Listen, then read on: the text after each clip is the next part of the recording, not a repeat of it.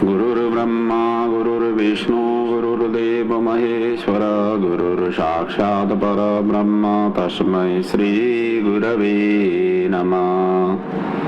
बोलिए सद्गुरुदेव भगवान की जय। अष्टावक्र गीता के निरंतर चिंतन मनन करते हुए हम 14वां प्रकरण में पहुंचे हुए हैं। यहाँ पर राजा जनक जी ही ये कह रहे हैं कि साक्षी पुरुष के जान लेने पर मुक्ति की चिंता नहीं होती,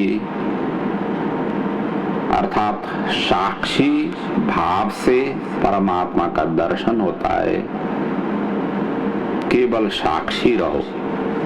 जैसे आत्मा साक्षी होकर के हमारे शरीर में कार्य करता है, उसी प्रकार हर कार्यों के प्रति आप साक्षी भाव रखो।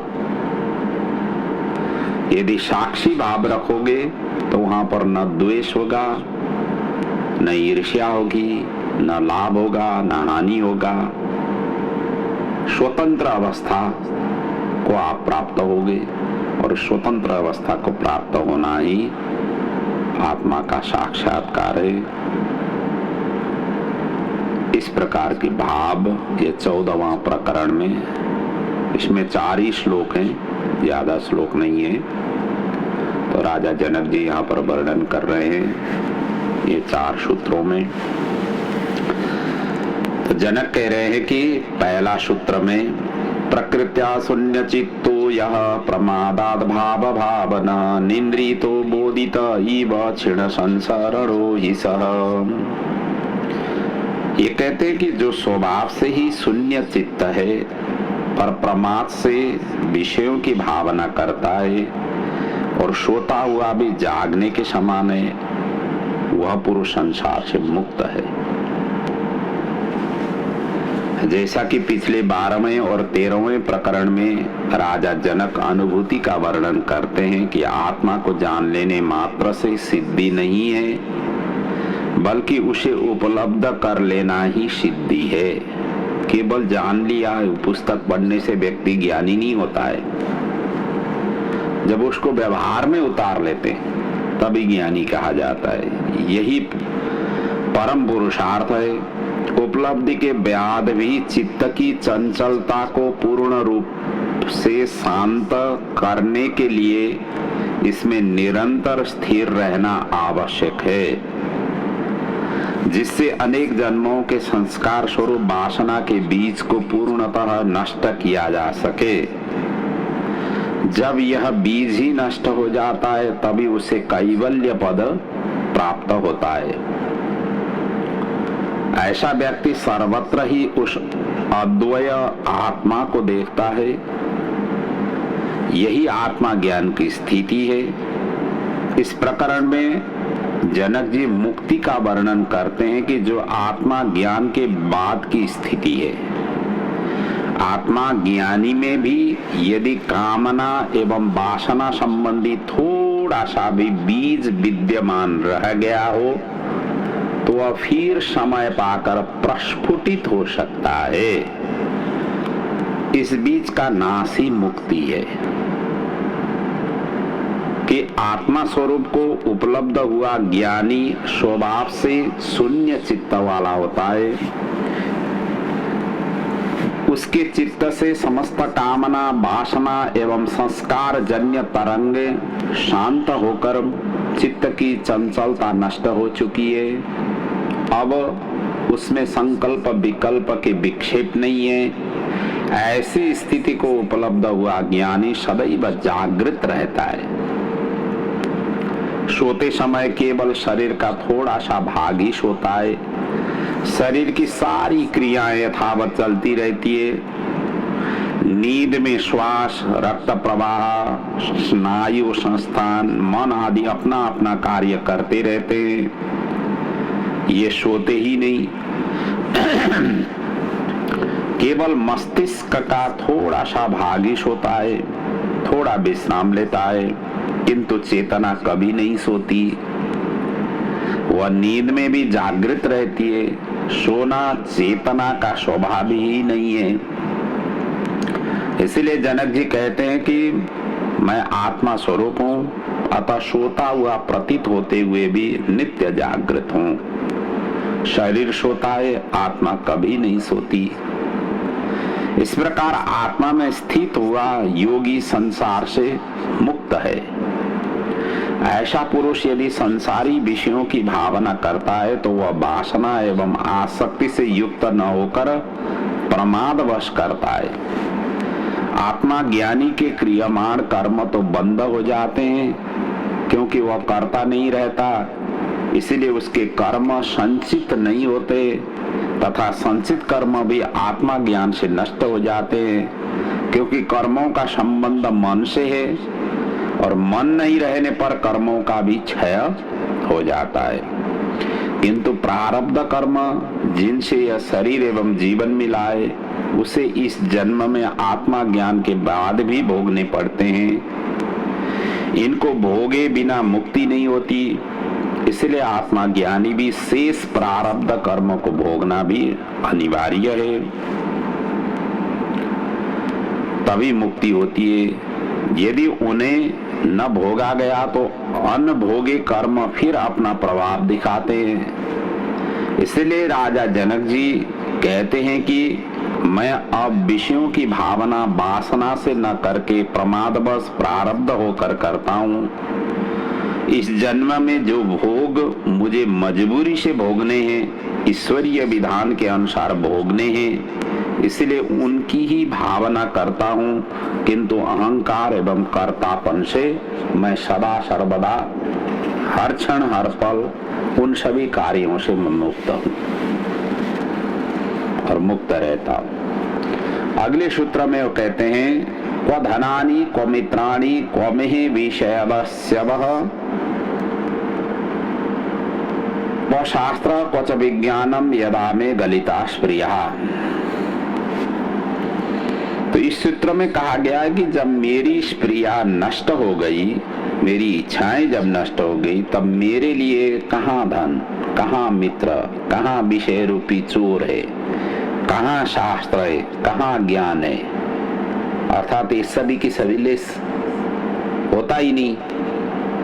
जब न इच्छा ही सारा का सारा नष्ट हो गए तो ये सभी के सभी वो टिकेगा ही नहीं। जब इच्छा होगी तभी तो टिकेगा, जब आकांक्षाएं होगी, जब अपेक्षाएं होगी, तभी जाकर के वो टिक पाएगा। यदि अब आकांक्षा ही नहीं है, इच्छा ही नहीं है, तो कहाँ से टिकेगा।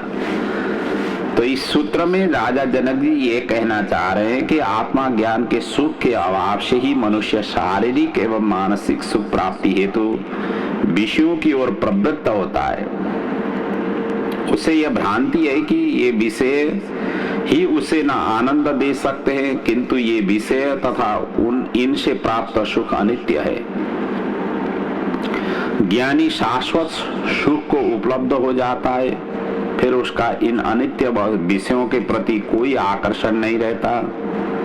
उसकी इन्हें प्राप्त करने की स्प्रिया इच्छा ही नष्ट हो जाती है। परम मिलने पर कौन क्षुद्र की इच्छा करता है।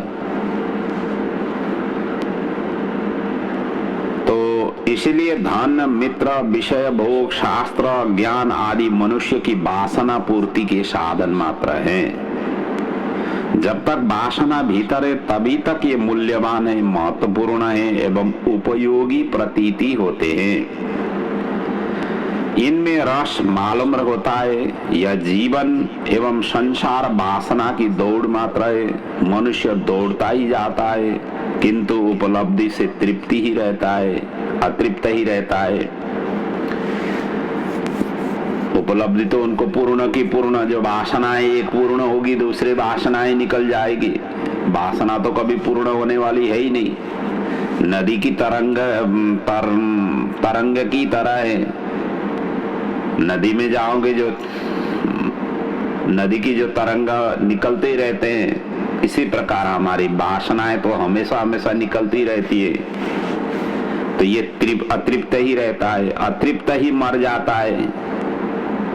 और जिससे फिर नए जन्म की दौड़ की उसकी शुरुआत होती है। और यह वासना अनेक जन्मों में भी शांत नहीं होती, इसलिए संसार को मृग मरीचिका कहा गया है। यह झूठी दौड़ है जिसमें मिलने पर भी खालीपन का ही अनुभव होता है। यह स्प्रिया संसार की ही नहीं धर्म की भी होती है, किंतु स्प्रिया न रहने पर भी शून्य चित्त होता है। यही स्थिति आत्मा ज्ञान की भी है, यही परमात्मा का निवास है। इसलिए जनक जी कहते हैं कि जब मेरी स्प्रिया ही नष्ट हो गई तो मैं शून्य चित्त हो गया। अब वासना की तरंगे नहीं उठती, मन उद्वेलित नहीं होता। अतः मेरे लिए धन, मित्र, विषय आदि तो क्या शास्त्र और ज्ञान भी अर्थहीन हो गया। अब मैं इनका कोई मूल्य नहीं रहा, इनके अब कोई मूल्य नहीं रहा। ये सब आत्मा की तृप्ति के लिए ही नहीं थे, केवल मन, शरीर एवं अहंकार तृप्ति के लिए थे, जिनसे ही मैं आत्मा आनंद प्राप्ति से वंचित रहा। इन विषयों ने ही चोर की भांति मेरी आत्मा को चुराया। अब मैं उसे पुनः प्राप्त कर सुख में स्थित हूं। अगले सूत्र में जनक जी कहते हैं, विज्ञाते साक्षी पुरुषे परमात्मा निचेश्वरे नैराशे बंध मोक्षे च न चिंता मुक्तये मम।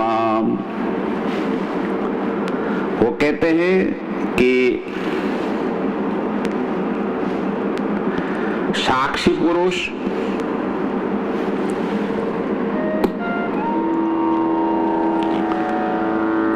पुरुष परमात्मा ईश्वर आशा मुक्ति तथा बंध मुक्ति के जान लेने पर मुझे मुक्ति के लिए चिंता नहीं है। समस्त इसमें कहना ये चाह रहे हैं कि समस्त सृष्टि का कारण एवं आधार एक ही चेतन सत्ता है, जिसे हमारे आध्यात्मिक शास्त्रों ने ब्रह्म कहा हुआ है। उसे उपनिषदों ने ब्रह्म कहा हुआ है। इस ब्रह्म का स्वरूप है सत्यम ज्ञानम अनंतम ब्रह्म। यह ब्रह्म सत्य है, शाश्वत है, ज्ञान स्वरूप है एवं अनंत स्वरूप है। सृष्टि के समस्त स्वरूप इसी से ही अथवा इसी के ही स्वरूप हैं। ब्रह्म से भिन्न कुछ भी नहीं है। समस्त प्राणी जगत के भीतर वही चेतन तत्व ब्रह्म विद्यमान है, जिसे आत्मा कहा जाता है। देह, इंद्रियों आदि के संयोग वाला यह आत्मा ही जीव है। इस जीव और ब्रह्म का अभेद संबंध है, जिसे गुरु आत्मा ज्ञानी शिष्य को उपदेश करता है। अयम आत्मा ब्रह्म, या आत्मा ब्रह्म है। तत्वमसि वह तू ही है। वह अर्थात ईश्वर या ब्रह्म, तू अर्थात जीव या आत्मा असी ही है।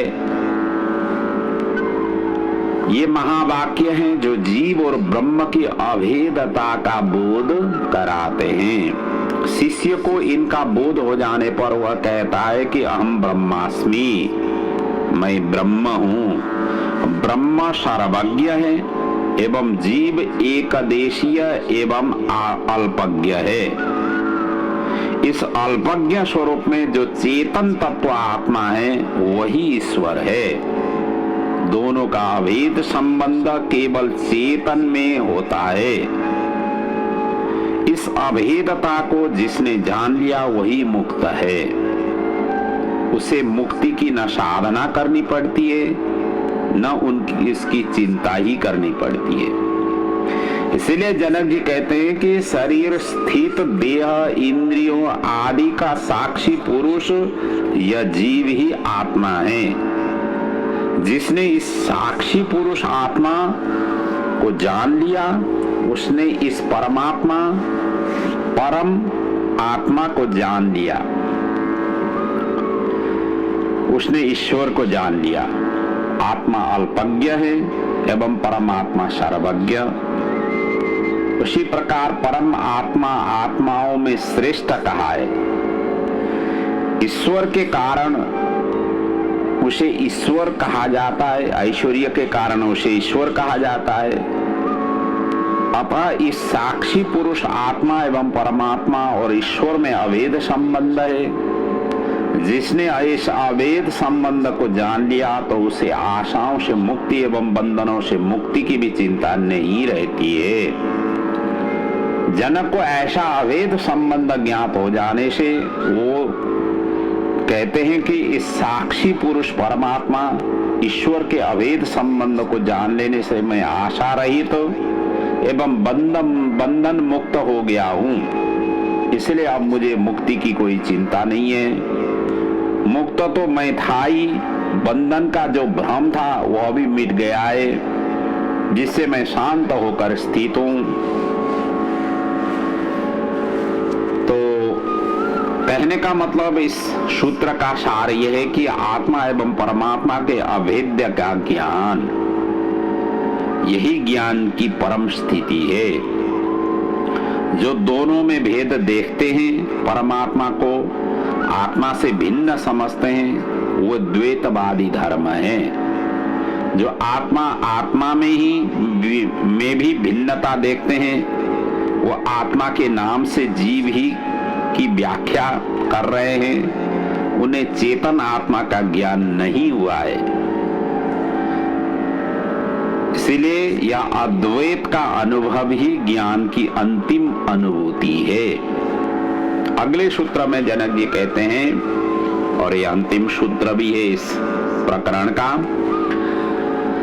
अंतर विकल्प शून्य वै स्वच्छंदचारिण भ्रांतस्येव दशास्तस्या तादृशा एव जानते। कहते हैं जो भीतर विकल्प से शून्य है और बाहर भ्रांत हुए पुरुष की भांति स्वच्छंदचारी हैं, ऐसे पुरुष की भिन्न भिन्न दशाओं को वैसी ही दशा वाले पुरुष जानते हैं। तो इस सूत्र में जनक जी ये कहना चाहते हैं कि आत्मा ज्ञानी पुरुष हमेशा हमेशा स्वच्छंदचारी होता है। उसे सद असद, मिथ्या भ्रांति, नित्य अनित्य, क्षणिक शाश्वत आदि का ज्ञान हो जाता है। इसलिए वह सर्व बंधनों से मुक्त होकर स्वच्छंद आचरण करता है। वह किसी के प्रतिबंध को नहीं मानता है कि बल्कि स्व विवेक में जीता है, स्वाभाविक होकर के जीता है। उसके आचरण सदा निर्दोष होते हैं। वो बालवत हो जाता है, करने व न करने का आग्रह ही छूट जाता है। उसकी समस्त ग्रंथियां खुल जाती है, निर्ग्रंथ वो हो जाता है। गंधन अथा जो गांठ है, जो बंधन है, उससे छूट जाता है। वो समस्त कामनाओं, वासनाओं, इच्छाओं के पार हो जाता है। उसका अंतःकरण संकल्प विकल्प से शून्य हो जाता है। वो विचार शून्य हो जाता है, निर्णय एवं चुनाव रहित हो जाता है।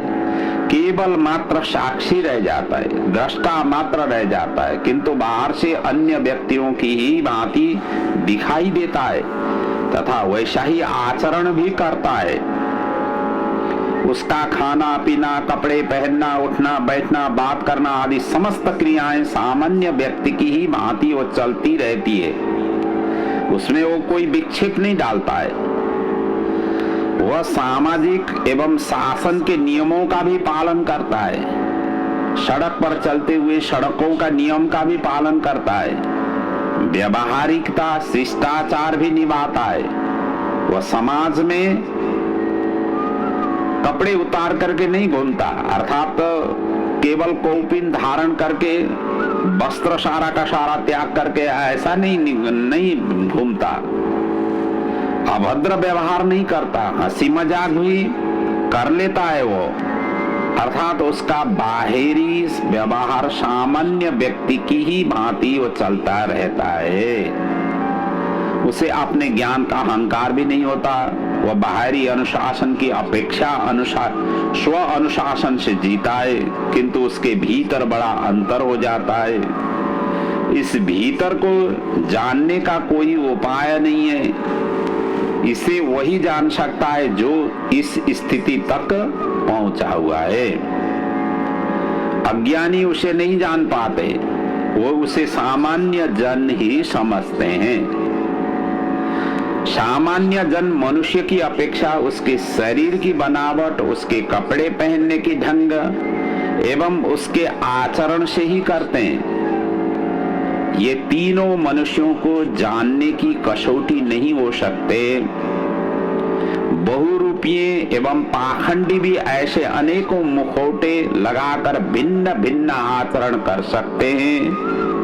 है कुछ और किंतु कुछ और ही दिखाई देने के लिए भिन्न भिन्न प्रकार के नाटक करते रहते हैं। भीतर जहर भरा हुआ होता है ऐसे लोगों की, बाहर अमृतमय वाणी बोलते हैं। भीतर कुटिलता है, बाहर सहिष्णुता का उपदेश देते हैं। भीतर हिंसा भरी है, बाहर अहिंसा की तख्ती वो लगाए घूमते हैं। भीतर से पूरे चार्वाक की ही है, बाहर अद्वैत की बात करते हैं। इसलिए बाह्य आचरण मनुष्य की कसौटी नहीं हो सकता है, नहीं हो सकता है, नहीं हो सकता है। अज्ञानी ही बाह्य आचरण के अनुसार मनुष्य की परख कर लेता है। वो जांचना चाहता है बाहर कैसे किस रूप से वो दिखाई देता है, उसी के आधार पर वो निर्णय कर लेता है। यही उसकी भूल है और इस तरीके से करने वाले ज्ञानी नहीं होते हैं।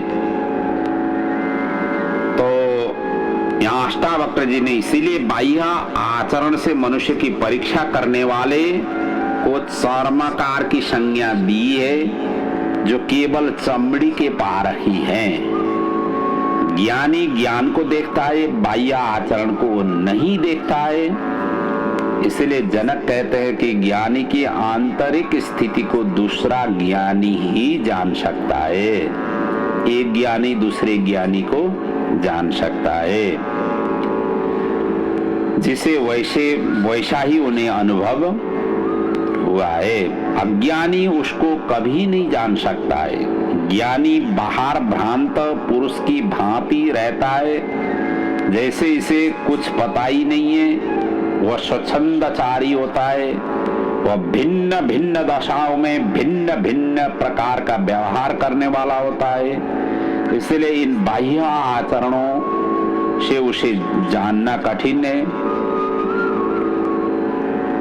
कृष्ण को जानना इसीलिए कठिन हो गया कि वो माखन कभी चुराते हैं, कभी वो रास रचाते हैं, कभी वो बांसुरी भी बजाते हैं, कभी वो युद्ध भी करवाते हैं, छल प्रपंच भी कभी वो करते हैं और कभी गीता की उपदेश भी देते हैं। ये सब बाह्य आचरण है, जिनको पकड़कर व्यक्ति का निर्णय करने वाला हमेशा चुकेगा। आचरण बदलने से ज्ञान नहीं होता, आचरण ज्ञान की छाया है। भीतर शुद्ध होने पर आचरण अपने आप स्वतः ठीक हो जाएगा, करना नहीं पड़ेगा। उस समय आचरण को ठीक करना सामाजिक उपयोगिता है, सामाजिक आवश्यकता है, किंतु इससे आत्मा ज्ञान नहीं होता है। और अंदर जब तक अपने ज्ञान की, ब्रह्म की जो जिन्होंने प्राप्त किया हुआ है, वही वास्तविक स्वरूप से अपने में स्थित है। अपना स्वरूप को उसने जान लिया है, आत्मा बोध उसको प्राप्त हुआ है। इसलिए जनक जी यही कहना चाहते हैं, अपने आप को पहचान लो, अपने आप में प्रभु को रख लो, तो आपका परमात्मा का दर्शन होगा। और जिस प्राप्ति के लिए आप निरंतर संघर्षरत हैं, अनेक प्रकार की साधनाएं कर रहे हैं, लेकिन जब तक आपको आत्मा प्रबोधन अंदर से नहीं होगा, ये सभी के सभी साधनाएं केवल अटकने वाले ही होंगे। क्योंकि वो साधना से आप प्रभु को प्राप्त करना चाहते हैं, इसलिए सभी के सभी बंधन होंगे, और जब तक बंधन होंगे तब तक उस तत्व को पहुंचने में सवाल ही नहीं उठता है। और इस प्रकार की भाव व्यक्त करते हुए ये 14वां प्रकरण पूरा किया गया है। अष्टावक्र गीता आपके जीवन में जिस तरीके से इन्होंने आत्मा प्रबोधन किया, जीवन और जगत को साक्षात्कार करके एक एक सूत्र के माध्यम से प्रस्तुत किया गया है, समस्त क्षेत्रों से मुमुक्षु जनों के लिए, परमहंसी जनों के लिए, और इसी जीवन, इसी कालखंड में, इसी क्षण, इसी अवस्था में हमें आत्मा प्रबोधन हो, इसका ज्वलंत मिसाल इस महान ग्रंथ को और इनकी जो भाव है, इन भावों को हृदयंगम करते हुए अपने जीवन को सफल बनाने के लिए प्रेरणा प्रभु आपको प्रदान करें। यही प्रभु के चरणों में वंदन प्रार्थना सहित आज का प्रसंग मैं यहाँ पर पूर्ण कर रहा हूँ। ओम पूर्णमदः पूर्णमिदं पूर्णात् पूर्णमुदच्यते पूर्णस्य पूर्णमादाय पूर्णमेवावशिष्यते। ओम शांति शांति शांति। ओम।